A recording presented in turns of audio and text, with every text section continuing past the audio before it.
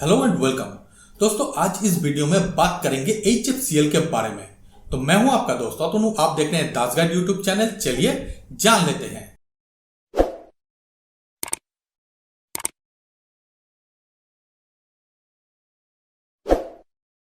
दोस्तों, Delhi based telecom equipments बनाने वाले कंपनी है HFCL। इस कंपनी के पास अच्छा खासा एक्सपीरियंस भी है अपने फील्ड में, और इंडिया में कुछ गिनी चुनी ही ऐसे कंपनी है जो कि टेलीकॉम सेक्टर के हार्डवेयर इक्विपमेंट्स बनाते हैं।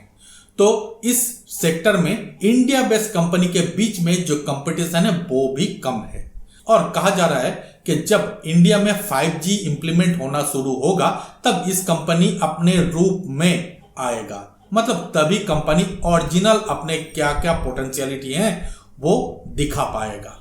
हालांकि अभी भी इस कंपनी के द्वारा टेलीकॉम इक्विपमेंट्स बेचा जाता है। अलग अलग कंपनी के साथ इन कंपनी के टाई अप है, और उसी के द्वारा अलग अलग टेलीकॉम ऑपरेटर को अपने जो इक्विपमेंट्स हैं वो सप्लाई करते हैं।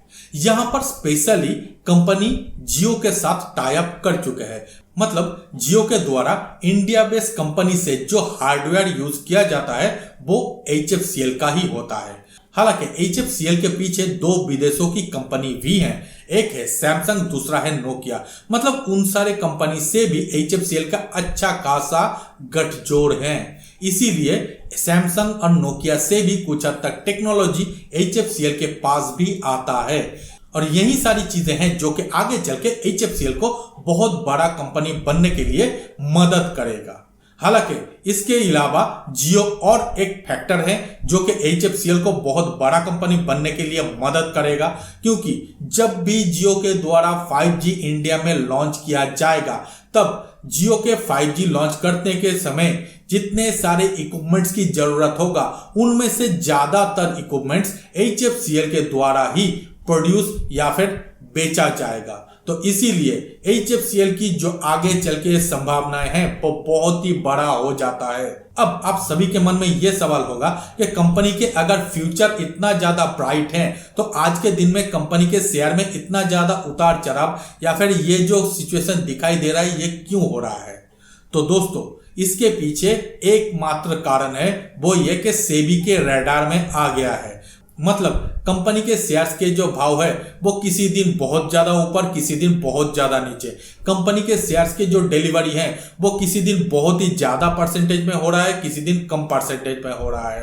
कंपनी किसी दिन अपर फ्रीज लगा रहा है, किसी दिन लोअर फ्रीज में आ रहा है। तो ये सारी चीजें जो हो रहा है वो नॉर्मल सी स्टॉक में नहीं होता है। ऐसा ही सेबी के द्वारा या फिर ऐसा ही कुछ स्टैटिस्टिक्स कहता है, और इस कंपनी के साथ जो प्राइस मूवमेंट हो रहा है वो स्टैटिस्टिक्स के बाहर है। तो इसीलिए कंपनी के जो चाल है या फिर जो मूव है इसको सेबी आज के दिन में ऑब्जर्व कर रहा है। अगर सेबी के ऑब्जर्वेशन में कोई भी किसी तरीके की डिफॉल्ट नहीं मिलता है तो कंपनी यहां से बहुत ऊपर फिलहाल के दिनों में ही दिखाई देगा, और यही एक लौता कारण है कि लोग पैनिक कर रहा है HFCL को लेकर। अगर HFCL में किसी भी तरीके की कोई भी गलत काम नहीं हो रहा है तो किसी को डरने की कोई भी वजह भी नहीं है, क्योंकि जिस दिन सेबी के रडार से इस कंपनी को निकाला जाएगा उसी दिन कंपनी ऊपर साइड को देखने को मिल जाएगा। ये बातें यहां से क्लियरिटी के साथ मैं बोल सकता हूं। अब दोस्तों, इसके अलावा और भी कुछ एक इंफॉर्मेशन है जो कि आप सभी को जानना चाहिए। जैसे कि HFCL ने आयो मतलब इंटरनेट ऑफ थिंग्स के मामले में ऑलरेडी 2019 में ही एक प्रोडक्ट लाइनअप निकाले थे, और जब से HFCL के द्वारा वो प्रोडक्ट लाइनअप निकाला गया है तभी से 12 महीने के अंदर ही करीब 15 लाख यूनिट उनके द्वारा बेचा गया है। ये एक ह्यूज नंबर कह सकते हैं हम इंडिया बेस्ड कंपनी के बारे में। हालांकि HFCL अभी भी बहुत छोटा कंपनी है एज पर ग्लोबल कंपनी। हम लोग अगर विदेशों की जितने सारे टेलीकॉम इक्विपमेंट्स बनाने वाले कंपनी है उन सभी से अगर कंपेयर करें तो HFCL बहुत ही छोटा कंपनी हम लोग कह सकते हैं। अब ये कंपनी आगे चल के बड़ा कंपनी भी बनने जा रहा है।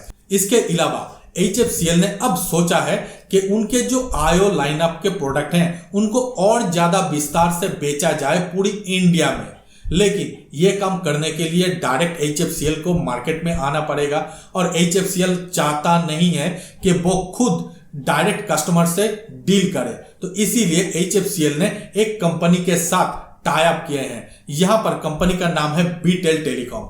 मतलब बीटेल टेलीकॉम अब HFCL की मार्केटिंग और सेल्स के काम देखेगा। इसके मतलब HFCL अपने ओर से जितने सारे इक्विपमेंट्स बेचते हैं कॉर्पोरेट को चाहे या फिर बड़े बड़े कॉन्ट्रैक्ट के तहत, वो सारे तो सेल हो ही जाएगा। इसके अलावा छोटी छोटी जितने सारे इक्विपमेंट्स हैं जो कि छोटी छोटी क्वांटिटी में सेल करते हैं, तो उनके लिए बीटेल काम करेगा। अब इन सारी चीजों को देखते हुए आगे चल के HFCL की जो सेल्स है उसमें ग्रोथ जरूर या फिर डेफिनेटली हम लोग देख सकते हैं। इसके साथ साथ HFCL के पास जो हेडेक है वो भी थोड़ा सा कम हो जाएगा, क्योंकि रिटेल में अगर कोई प्रोडक्ट आप बेचते हो तो उसमें हेडेक भी ज्यादा है, प्रॉफिट भी ज्यादा है। हालांकि प्रॉफिट थोड़ा सा जरूर कम होगा रिटेल सेक्टर में जो नया प्रोडक्ट के सेल आएगा उससे जुड़े हुए, लेकिन हेडेक भी तो उतना ही कम होगा ना। तो इसीलिए प्रॉफिट के मार्जिन को ऐड हम लोग कर ही सकते हैं HFCL के साथ या फिर HFCL के जो बुक है उसके साथ।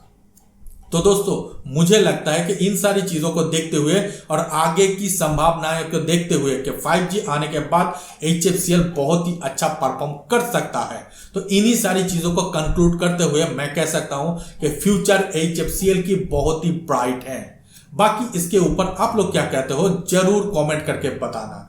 फिलहाल दोस्तों इस वीडियो में इतना ही। उम्मीद करता हूं ये सारी इंफॉर्मेशन आप लोगों को अच्छा लगा होगा। अगर अच्छा लगे तो हमारे वीडियो को लाइक कर दीजिए, अपने दोस्तों के साथ इसको शेयर कर दीजिए और हमारे चैनल को सब्सक्राइब जरूर कीजिए। मिलते हैं अगले वीडियो में, तब तक के लिए धन्यवाद।